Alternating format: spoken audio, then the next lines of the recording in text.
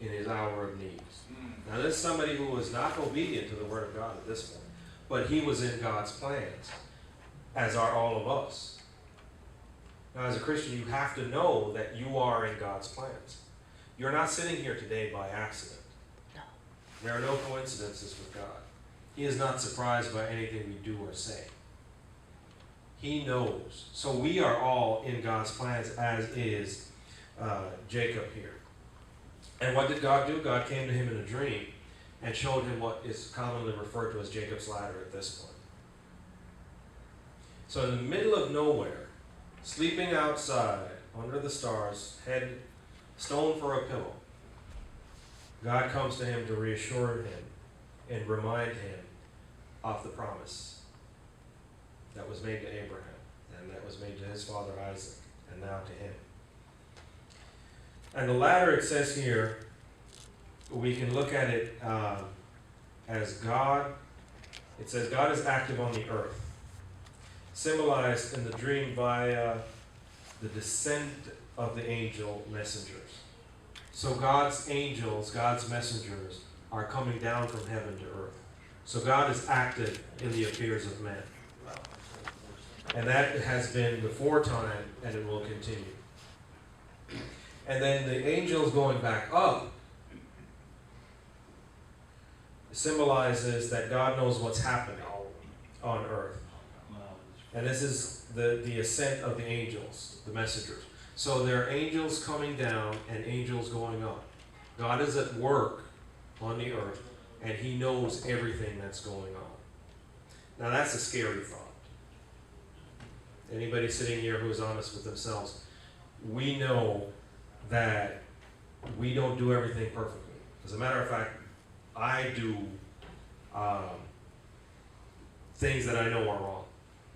I don't want to, or I say I don't want to. I wish I hadn't. Now, it's a scary thought to think that God knows all of that. Yeah. But he does. It is also a comforting thought if you think about it. Because no matter what I do, he already knows it. So when I come to him, it gives me the freedom to tell him, because he already knows. So now I have to be honest with myself. It's not about being honest with God, because he already knows whether or not I'm telling him the full story or not. He already knows the full story. So it makes it easier for me to come to him in prayer and just pour out my heart and say, and ask forgiveness. Because if your child, we go back to being parents, if your child comes to you and confess a sin or a wrongdoing, depending on what they did, they might still be punished, but it will be, at least for me, it will be a lot less severe than if I had found out without them telling me. And I try to impress that upon my kids. It hasn't worked yet. But, I have a little story yes, to ma'am. reference that when Stephen was very young, 2, 3, I told him, Stephen, if you will be honest with me, Yep. then we'll negotiate what happens. Mhm. But don't lie to me. I don't want no lies. So him and his little friend, it was Christmas time, went out and took some Christmas lights off of people's houses and made them a little stack and smashed them. Yeah. So later, there was a police car came down the street. Not related to that, just drove by. Steve comes to me and says, I have to confess to you. I broke some Christmas tree lights and that cop's down the street. So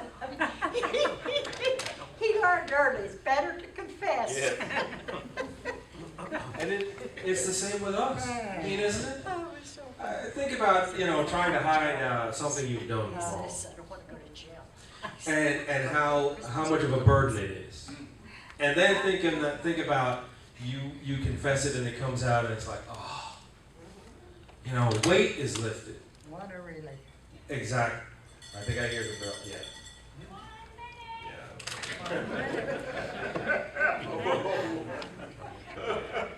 Yeah. That thing gets me every night. It says we can rest in the fact that God is involved in our lives and his promises will come to pass. Remember we talked about that earlier? Do you want God to work through you? Or do you want to, well, he's going to work through you anyway. Do you want to do it want it to be a willing participant? Or do you want God to get His grace and glory through you and you not get any blessing or benefit out of it? Give me the blessing. I'll take the blessing. I want to work with God.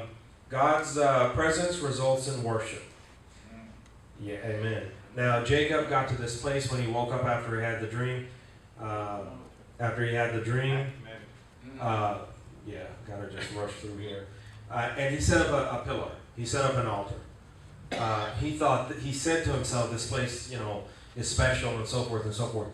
And we have to be careful not to ascribe to a location too much power. Because the power is not in the place. It's in God. Remember Christ told the Samaritan woman at the well, you will no longer worship here or in Jerusalem or in this mountain or that mountain because God is the Spirit. And those who worship Him must worship Him in spirit and truth. Thank you very much. We don't get any grace spirit in Sunday school. When it's time, it's time.